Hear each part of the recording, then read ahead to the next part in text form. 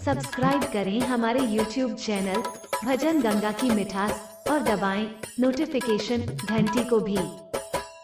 Please subscribe my channel and press the bell icon.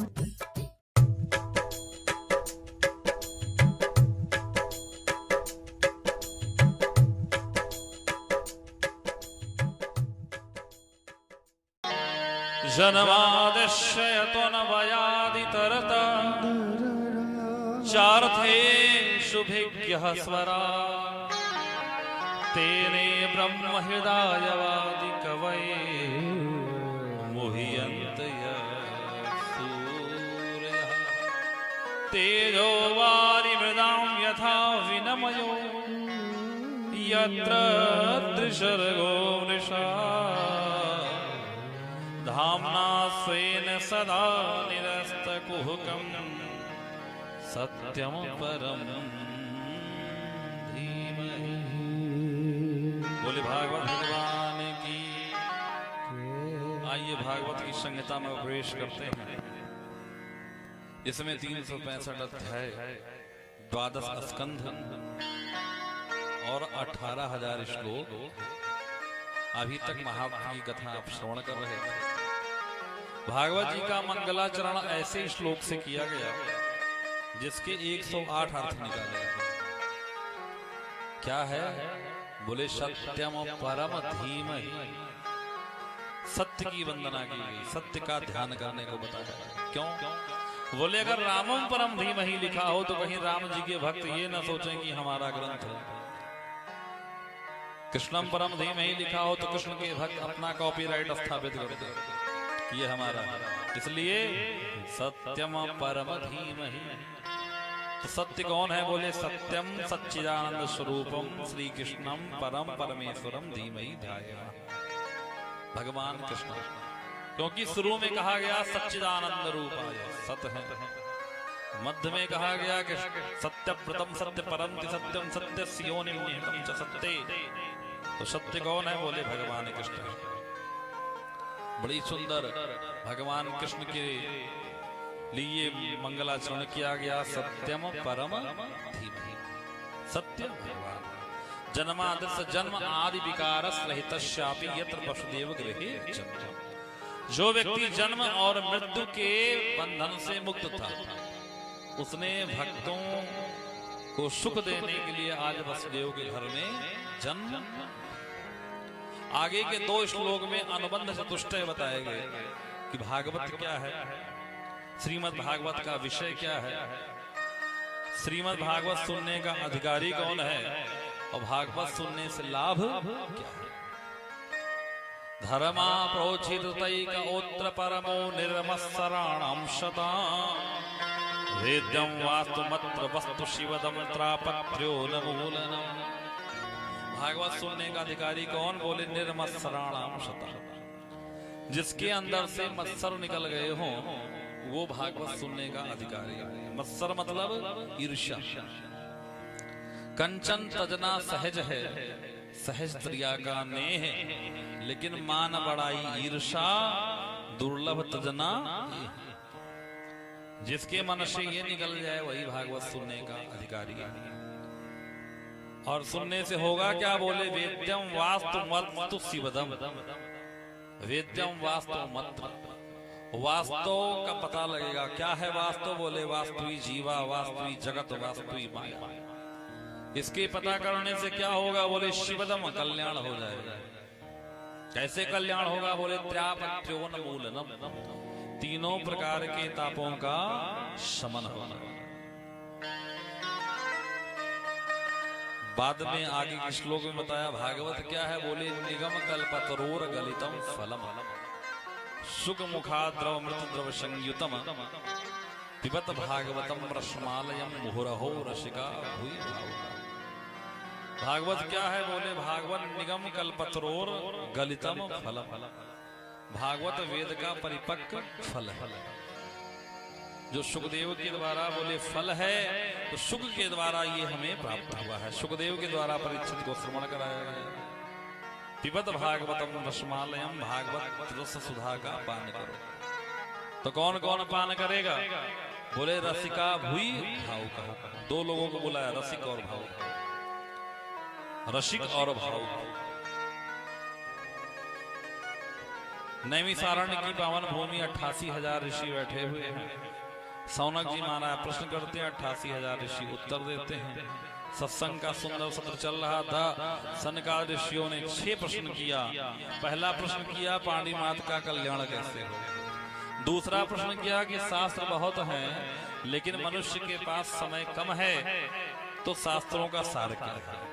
तीसरा प्रश्न किया कि भगवान यदि कर्तुम अकर्तुम सर्वसमर्थवान हैं, उनकी दृष्टि अगर उनके संकल्प से सृष्टि का निर्माण होता है, तो उनके संकल्प से दुष्टों का विनाश क्यों नहीं होता।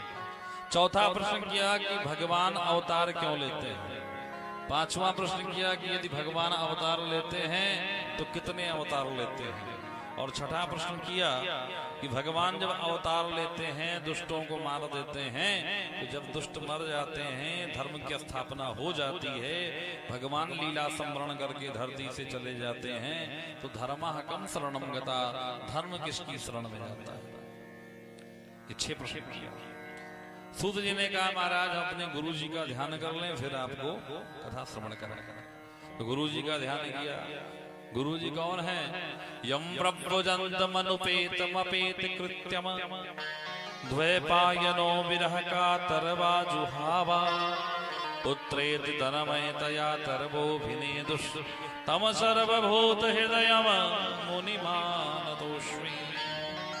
श्री सुखदेव जी महाराज को प्रणाम किया, जिन्होंने जन्म लेते ही प्रवृत्या धर्म को स्वीकार कर लिया, जन्म लेते ही जंगल में चले गए। पिताजी विरह का तर होकर के हा पुत्र करके विलाप कर रहे हैं, चिल्ला रहे हैं। पित्रेत तन्मयतया तरवोभिनेदुः, लेकिन ये किसी की नहीं सुनते। वृक्षों से आवाज आती है, हा पुत्र हा पुत्र। मानो वृक्ष कह रहे हो, हमने अपना फल संसार के लिए त्याग कर दिया, नदियों ने अपना जल संसार को दे दिया, आप संसार के कल्याण के लिए अपना पुत्र भी दे दो। ऐसे श्री सुखदेव भगवान को प्रणाम किया है। सुखदेव भगवान को प्रणाम करके नर नारायण की वंदना करके भागवत की कथा को आगे श्रवण कराते हैं। श्री सूत जी कहते हैं, मुनया साधु पृष्ठोयम भवद्भिर् लोक मंगलम। आपने जो प्रश्न किया है, ये लोक मंगल के लिए किया है। सभी पुंसाम परो धर्मो लरो भक्ति दोक्षा। जितने भी लोग हैं, जीव मात्र का कर्तव्य है कि भगवान के चरणों में प्रीति होनी चाहिए। जीव का लेकिन प्रीति कैसी होनी चाहिए। भगवान आपत्ति विपत्ति में ही याद आवे, ऐसा नहीं होना चाहिए। भगवान हाई स्कूल की परीक्षा पास करा दो, इतना पेड़ा भोग लगा देंगे, ये करा दो वो कर देंगे। मतलब पहले भगवान आपका काम करें, फिर आप पेड़ा के लिए परेशान है आपके। ऐसा नहीं होना चाहिए। जिस प्रकार से अपने पुत्र के लिए उसकी मां हमेशा चिंतन करती है, ऐसा प्रेम होना चाहिए। जिस प्रकार सूर्य के उदय होने पर कुमुदनी विकसित हो जाती है, ऐसा होना चाहिए। जिस प्रकार से पूर्णिमा के चांद को देख करके समुद्र स्वयं हिलोरे लेता है, ऐसा प्रेम होना चाहिए। और नहीं हुआ तो बोले श्रम एवाहि केवल। बिटिया का विवाह किया जाए, खूब बाराती आवे, खूब खाएं, लाखों करोड़ों खर्चा हो जाए, लेकिन बिटिया ससुराल में जाए, अपने पति से उसका प्रेम न हो पावे, तो इसका सीधा सीधा मतलब है कि खर्चा से कोई मतलब नहीं, सब बर्बाद। बिटिया फिर मायके आके रहे, पति से प्रेम न हो पावे तो कोई फायदा नहीं। इसी तरह से बड़ा अनुष्ठान किया जाए, यज्ञ किया जाए, लेकिन अगर भगवान के चरणों में प्रेम न हो पावे तो केवल श्रम ही होगा, इसके अलावा कुछ होने वाला नहीं।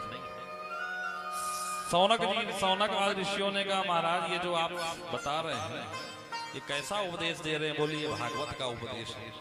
भागवत किसने लिखी, कब लिखी, क्यों लिखी, कैसे लिखी। बोले सुनो। कृष्णद्वैपायन जो थे वेद व्यास जी महाराज, एक बार अपने साम्याप्रास आश्रम में बैठे थे। कलयुग के कलयुगी मानव की तरफ जब इन्होंने दृष्टि की, मंदा सुमंद मतयो मंद भाग्या हो विद्रुता, की बुद्धि भी मंद भाग्य भी मंद। अगर आदमी बुद्धिमान हो तो बुद्धि के बल पर जीवन यापन कर ले, अगर व्यक्ति भाग्यवान हो तो भाग्य के बल पर जीवन यापन कर ले। लेकिन कलयुग के लोगों की बुद्धि भी मंद, भाग्य भी मंद। क्या किया जाए। बोले ऋग्वेद का 4 भाग किए, ऋग यजुर साम अथर्ववेद, मन को संतुष्टि नहीं मिली। 17 पुराण लिख दिया, संतुष्टि नहीं मिली। पंचम वेद महाभारत की रचना की, फिर भी मन को संतुष्टि नहीं मिली। विचार कर रहे थे क्या किया जाए। नारद जी का पदार्पण हुआ। नारद जी ने कहा महाराज क्यों दुखी हो। व्यास जी ने अपनी सारी समस्या बताई। नारद जी ने कहा कि जब तक आप सगुण भगवान की उपासना नहीं करोगे तब तक आपके मन को शांति नहीं मिलेगी। जैसे कथा हम कर रहे हैं, हम खुद न संतुष्ट हो अपनी कथा से तो आप कभी हो ही नहीं सकते। अगर हमें खुद नहीं अच्छा लगेगा तो आपको अच्छा लग ही नहीं सकता। इसलिए सबसे पहले खुद की संतुष्टि जरूरी है। तो संतुष्टि नहीं मिल रही, क्या किया जाए। बोले सगुण भगवान की उपासना करो। चतुश्लोकी भागवत दिया है। अपने पूर्व जन्म का वृत्तांत श्रवण कराया कि मैं दासी का पुत्र था, लेकिन भगवान की कृपा देखो, संतों की प्रसादी का कृपा देखो कि आज मैं नारद का पुत्र हूँ और भगवान ने मुझे वीणा दे दी और उनकी वीणा लेकर के मैं भगवान के नाम का गायन करता हूँ। उसका प्रभाव क्या है। बोले देवताओं में चला जाऊं तो वहां भी मेरी चलाही है, मनुष्यों में भी चलाही है और दैत्यों में भी चलाही है। ये भगवान के नाम के गुणगान का प्रभाव है। व्यास जी आप भी भगवत नाम संकीर्तन करो, संतों का संग करो। चतुश्लोकी भागवत दिया, बोले इसको विस्तार करो। गणेश जी भगवान प्रकट हो गए। व्यास जी बोलने लगे, गणेश जी लिखने लगे। लिखते लिखते 4 श्लोकों का 18,000 श्लोक, 4,000 श्लोक 18,000 श्लोकों में परिणत हो। 4 श्लोक 18,000 श्लोकों में परिणत हुआ। अब जलेबी बन गई, नाम जलेबी पड़ गया। लेकिन जब तक चाशनी में न डुबोया जाए तब तक तो खाने में आनंद नहीं आएगा। तो भागवत तो बन गया, लेकिन भागवत दिया किसे जाए, इसका अधिकारी कौन हो। याद आ गया अपना बेटा परमहंस की संहिता है तो परमहंस ही लेगा। अपना बेटा याद आ गया, लेकिन वो तो निर्गुण ब्रह्म की सत्ता में परिनिष्ठित है, वो कैसे आएगा। तो भागवत के 2-4 श्लोक अपने शिष्यों को रटा दिया। बोले जहां वो हो जाकर के वहीं गुनगुनाओ। अब 2 चेले चले गए और जहां सुखदेव तपस्या कर रहे थे भगवान का, वहां चेला ने पहला श्लोक गुनगुनाया जिसमें भगवान के स्वरूप का वर्णन है। वरहा पीड़म नटवर वपुः कर्णयो कर्णिकारं विव्रतवासः कनक कपिशम वैजयन्तीं चमाला रंध्रान वेणुरधर सुधयो पूर्यन गोप वृंदै वृंदावन्यम स्वपद रमणम प्राविशत गीत कीर्ति भी। भगवान कैसे हैं। बोले मोर का मुकुट लगाए हुए हैं, कानों में मकराकृत कुंडल पहने हुए हैं, पीतांबर धारण किए हुए हैं, हाथों में बंसी लिए हुए हैं। अपने ग्वाल वालों के साथ सायंकाल के समय में वृंदारण्य में प्रवेश। सांवले सलोने की सूरत बड़ी दिव्य है। हे सखी नंद के लाडले लाल लगावत शीस पे मोर पखा है। वांसुरिया धर पर है सोहत संग लिए सब बाल सखा है। ऐसे सलोने की सावरी सूरत को जिसने एक बार लखा है, धन्य वही है भक्त सदा जिसने चरणामृत स्वाद चखा है। धन्य है वो जिसने चरणामृत स्वाद को चखा। बहुत सुंदर है। सुखदेव जी के हाथ से माला छूट गई, समाधि टूट गई। ऐसे सांवले का दर्शन तो हम भी करना चाहेंगे, लेकिन मन में आया कि जो चेहरे से सुंदर हो जरूरी नहीं कि हृदय से भी सुंदर हो। शरण में जाने पे स्वीकार करेगा कि नहीं करेगा। स्वभाव के प्रति शंका थी कि चेला ने दूसरा श्लोक गुनगुना दिया। जिसमें भगवान के स्वभाव का वर्णन था। दूसरा श्लोक उन्होंने बनाया क्योंकि स्वभाव के प्रति शंका थी, जिसमें भगवान के स्वभाव का वर्णन था। आहुबकीयं स्तन कालकूटम, आहुबकीयं स्तन कालकूटम, जिह्वासयापा यदपसाध्वी, जिह्वासयापा यदपसाध्वी, लेभे गतिं युचितां ततोऽन्यं, लेभे गतिं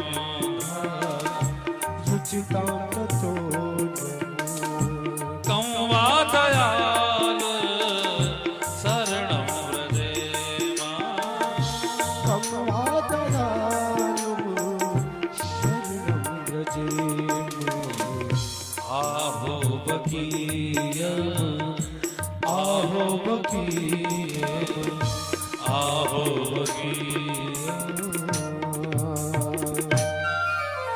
श्री सुखदेव जी कहते हैं आहुबकीयं, बकासुर की बहन बकी पुतना जो भगवान को मारने की इच्छा से गई, हाथ आस्तन में अपने जहर लगा ली, भगवान को पिला, लेकिन भगवान ने कहा रही सही जैसी भी, लेकिन काम तो मैया वाली की।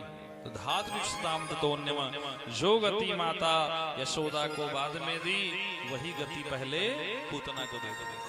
कमवा दयालु शरणम ब्रजेमा, कौन ऐसा अभागा होगा जो ऐसे भगवान की चरण शरण को ग्रहण करना नहीं चाहिए।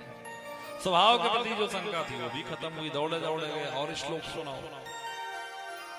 शिष्यों ने कहा हमें तो इतना ही याद है, ज्यादा चाहिए तो गुरु जी के पास चलो।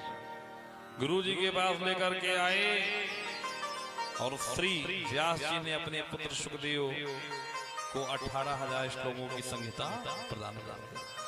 और समय आने पर यही भागवत महापुराण सुखदेव ने परीक्षित को